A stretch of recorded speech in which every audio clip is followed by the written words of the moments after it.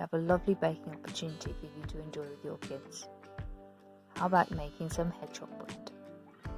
Lots of people can be quite put off by the idea of making bread with kids, but it's a lot simpler than it sounds. I like to try and make each activity as independent as possible, although this can be tricky with some elements of cooking. There's plenty of top tips here, things you can do to make your kids as independent as possible while they bake. First of all, equipment.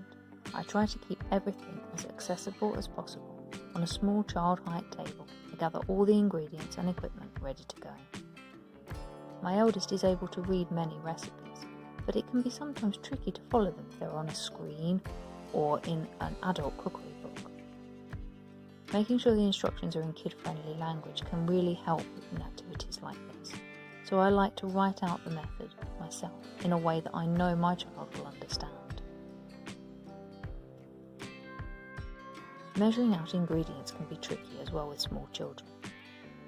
I like to encourage my eldest to use the scale where possible, so we've started to use sticky labels to mark the scale before we start, so that he can weigh out the right amount or measure out the right amount into a measuring jug.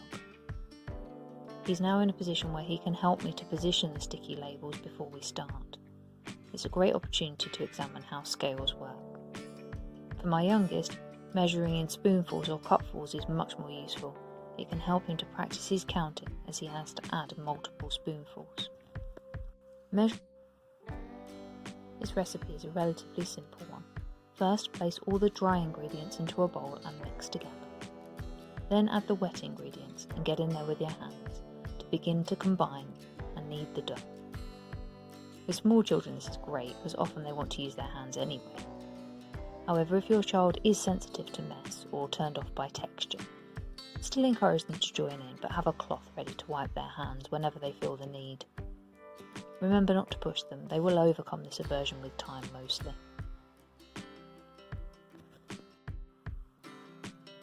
After kneading, we shape the dough roughly into 4 to 5 hedgehog shapes. Don't add the spikes yet though. They now need to sit and rise. This is the perfect time for the clean-up. Another tricky time with children. So often the kids try and disappear. But getting them to help is very important. I like to have a simple plan as the key to this. Our plan is 3 steps. 1. Collect things to put in the sink or the dishwasher. 2. Put away any unused ingredients. That's normally my job. And 3. Wipe down the surfaces. While waiting for the hedgehog bread to rise will be the perfect opportunity to have a few conversations with your kids. Pose a few questions and see where the learning takes you. Once the bread has risen, it's time to add some spikes to the hedgehogs. This is a great chance to practice some scissor skills. It's a much more interesting way than just using paper, and gives a real meaningful purpose to the cutting. The cuts need to be pretty deep, and the spikes need to be separated a little. As the bread rises and bakes in the oven, this gap can close, so really make sure that it's very obvious. We also add raisins as eyes and noses, so our hedgehogs look extra cute. Finally, the hedgehogs are baked in the oven. After about 20 minutes or so, ours were ready. To check if they're done, simply turn them over and tap on the bottom. If it sounds hollow, then they're ready to come out. By this time, they'll also be a slightly golden colour. They'll need some time to cool, but after that, will be perfect to enjoy with a bowl of warm soup on a chilly autumn evening.